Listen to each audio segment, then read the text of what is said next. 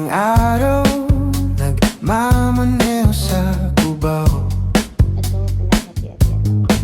Aking nakita, babaeng saksakan ng ganda.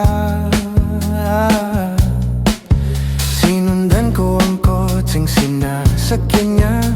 Hindi ko nakitang may dumarating pala. Hindi ko naiwasan, kami biglang nagkabanggaan. Nung magkamalay, ay nasa ospital na ako. Inasikaso ng doktor na pili ng nanay ko. Biglang-bigla na lang ang nurse nandyan na.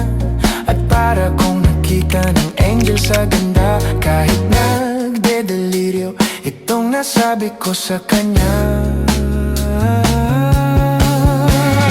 Ale, nasa langit na ba ako? Ale, nasa langit na ba ako? Mama, kayo po ba si San Pedro?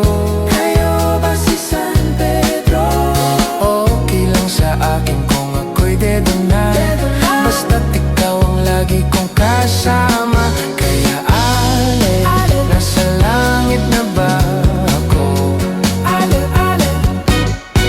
At paglabas ko, niyaya ko na siyang pakasal.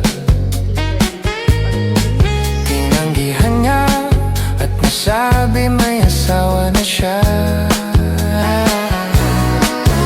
Dinamdam kong masyadong sinabi niya. Hindi ko nakita, hagdan ubos na. Ako ay nahulog sa semento, ulo ko'y nahuntog.